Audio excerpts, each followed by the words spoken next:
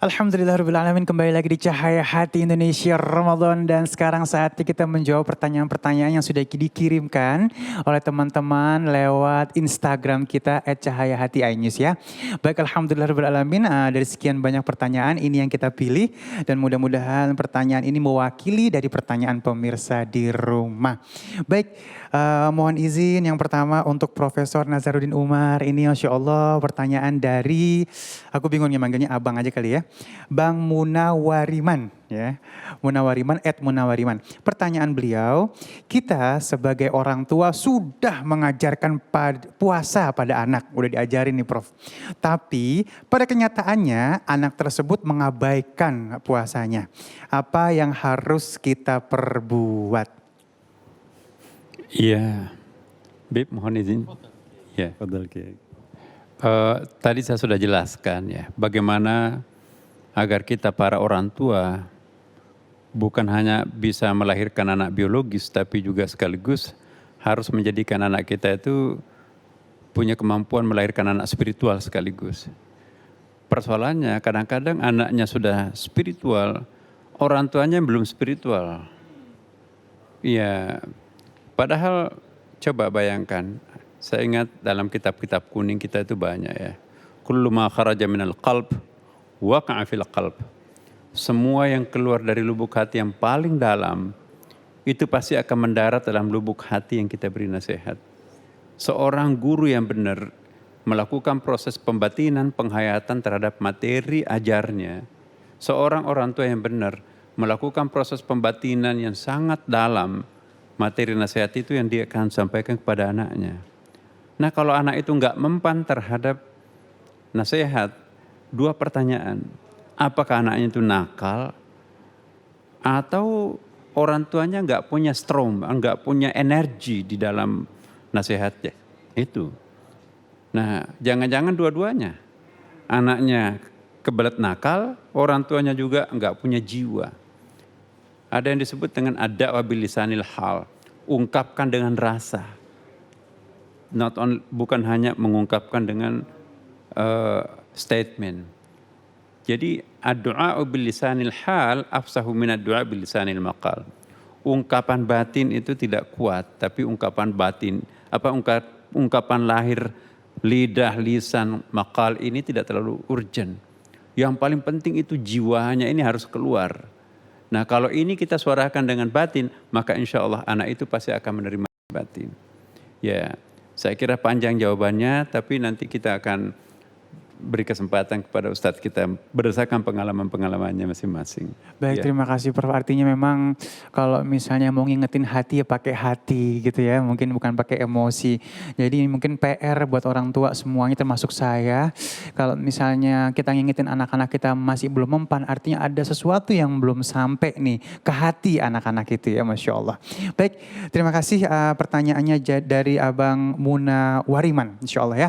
Baik, dan kita akan lanjutkan. Mohon izin Al-Habib Nabil Al-Musawa. Ya Habib, ini pertanyaannya dari @Syaifullah. Nah ya, Abang Syaifullah nanya, kalau misalkan kita berjima dengan istri di siang hari, aduh ya, saat bulan puasa, tapi tidak mampu memenuhi semua syarat denda yang ditentukan.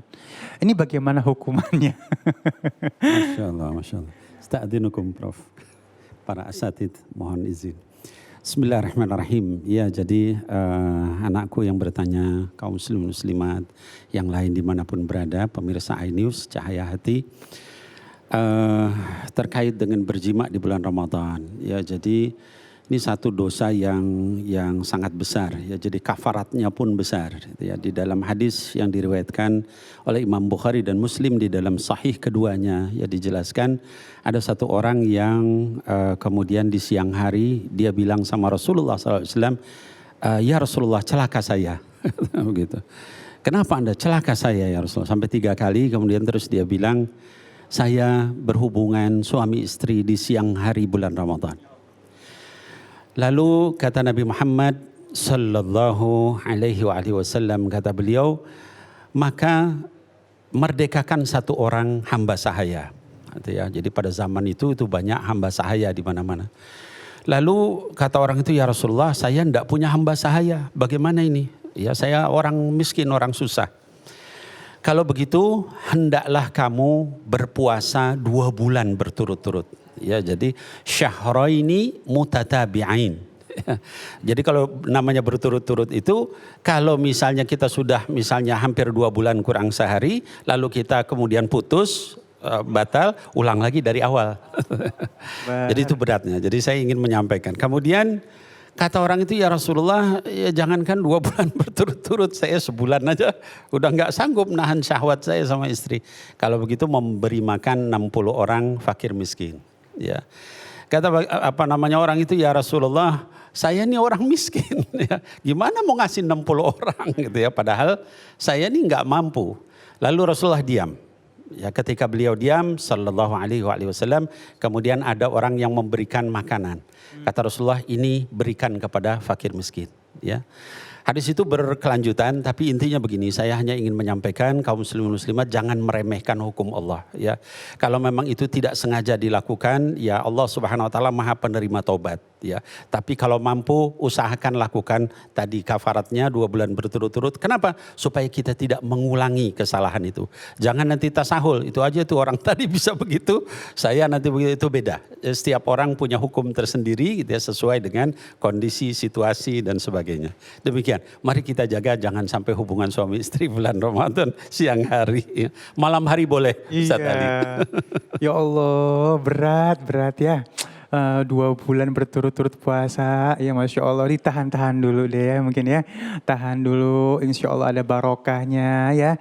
Dan mudah-mudahan pertanyaan dari Abang Saifullah ini mewakili banyak pertanyaan yang lainnya ya. Jadi kita jaga hubungan suami istri di siang hari jangan dulu. Ini berat banget soalnya ya untuk menebusnya. Baik, ini pertanyaan yang ketiga untuk Ustaz Zaki Mirza. Bang, ini mohon izin, ini pertanyaan dari Neng Ayu Ning Tias ya.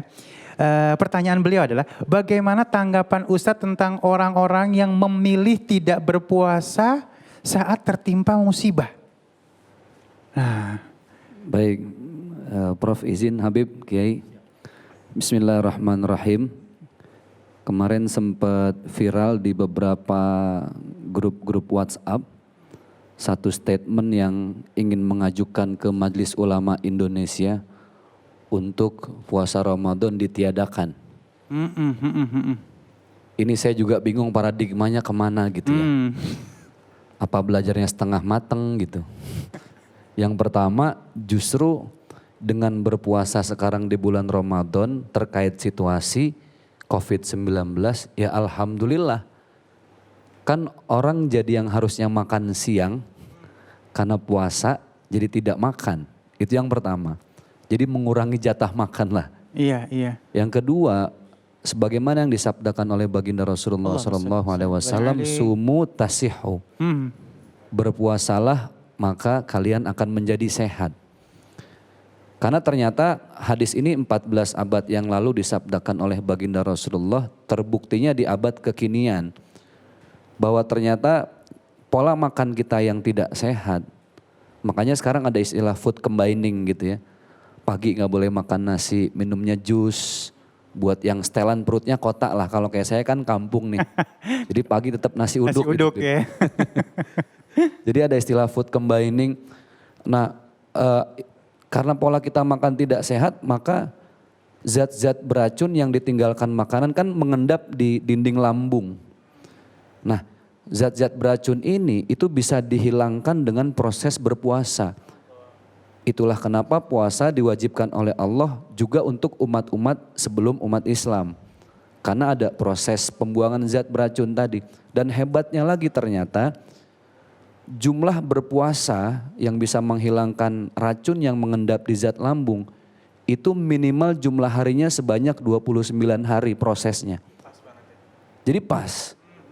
Jadi menurut saya kenapa Rasulullah menjanjikan bagi orang yang berpuasa kemudian keluar bau mulut dari mulutnya maka diganti dengan wangi kasturi di surga nanti. Karena ya itulah pembuangan zat beracun tadi. Sampah sedang keluar gitu ya. Makanya saya rasa ini satu pendapat yang semua ulama juga sepakat tetap jatuhnya wajib dalam keadaan musibah sekarang. Beda dalam keadaan yang berhadapan dengan kaidah usul fiqh ad-daruratu tubihul mahzurat. Keadaan darurat itu membolehkan apa yang dilarang. Nah banyak hal lah seperti masuk hutan, kemudian dia mau makan terus nggak ada pilihan, jadi harus makan yang diharamkan. Jadi menurut saya dalam situasi seperti ini kita wajib berpuasa. Berpuasa ya. Ya memang kalau nggak salah sempat marah gitu ya kan. Jangan sampai imun tubuh kita turun gitu kan katanya kan ya. Takutnya nanti puasa imun tubuh kita turun, itu sebenarnya nggak seperti itu ya. Ini ada apa ya, sebuah apa ya, pembodohan mungkin yang di luar dari apakah belajarnya apa tadi, setengah-setengah mungkin. Setengah mateng.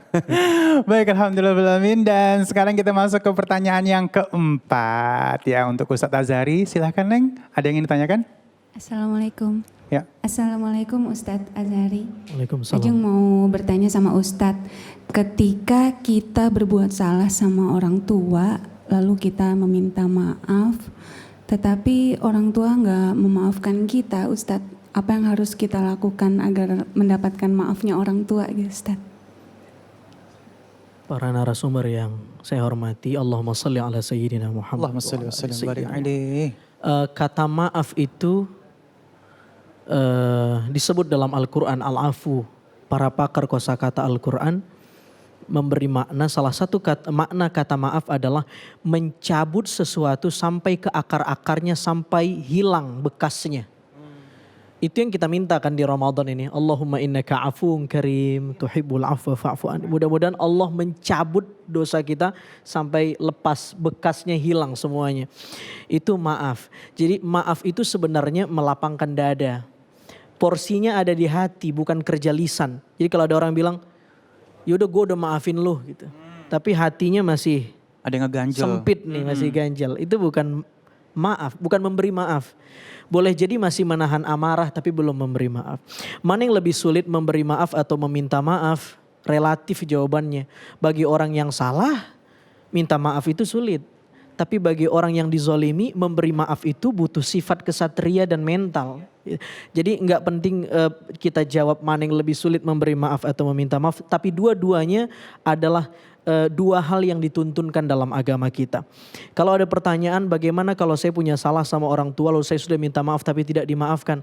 Kok saya tidak yakin ya ada orang tua yang tidak memberi maaf kepada anaknya. Benar. Kita ini di rahim, di kandungan ibu kita, di perut ibu kita 9 bulan 10 hari, 6.000 jam lebih. Belum lagi usia menyapihnya. Itu gestasi kehamilan itu panjang sekali, 6.000 jam lebih kita di perut ibu kita. Ayah kita juga begitu, banyak sekali pengorbanannya. Kok saya nggak yakin ya orang tua ada yang tidak memberi maaf kepada anaknya. Kalaupun ada, saya kira itu hanya sebatas lisan saja. Tapi hatinya sudah lama sejak dulu memaafkan anaknya. Nggak mungkin. Tapi kalau anak boleh jadi tidak memaafkan orang tuanya. Karena itu kata orang, cinta anak kepada orang tua sepenggal saja. Tapi cinta orang tua kepada anak sepanjang masa gitu kan. Jadi ya terus gimana nih Ustadz? Ya saya kira mungkin kita perlu cara juga lah untuk minta maaf sama orang tua ya. Diperbaiki apa yang diinginkan orang tua, apa yang orang tua harapkan kita lakukan. Atau kata Nabi SAW, saling memberilah maka kamu akan saling mencintai. Ya minta nomor rekeningnya, insya Allah dimaafin itu nanti. Jadi kalau cuma minta maaf doang ya agak berat mungkin. Ma kirim nomor rekeningnya dong, nah, itu insya Allah lunak hatinya. Saya kira itu. Ada trik-trik atau caranya ya? Iya, niat penting tapi cara lebih penting kadang-kadang ya. Ada yang bilang gampang banget kita cari muka sama bos-bos atau ya. benar. Tapi kalau cari muka sama orang tua susah banget. Benar, padahal muka kita hasil dari orang tua Orang kita. tua. Itu maka. Bahkan kalau misalnya kita nyari muka sama bos nggak ketemu wajib. Iya. Sama orang tua mungkin itu aja bisa Benar, wajib benar, ya. benar. Nyari hati orang tua kita ya. Ala kulli hal mudah-mudahan kita termasuk anak-anak yang Amin dapat ya Allah. ridhonya orang tua, Amin ya Allah. dapat ridhonya Allah. Amin ya Allah. Baik Neng, cukup ya. Baik, Masya Allah, jamaah yang dimuliakan Allah Subhanahu Wa Taala, jangan kemana-mana ya. Sesaat lagi kita akan berdoa bersama guru-guru kita yang dimuliakan oleh Allah Subhanahu Wa Taala. Tetap bersama kami di Cahaya Hati Indonesia Ramadan.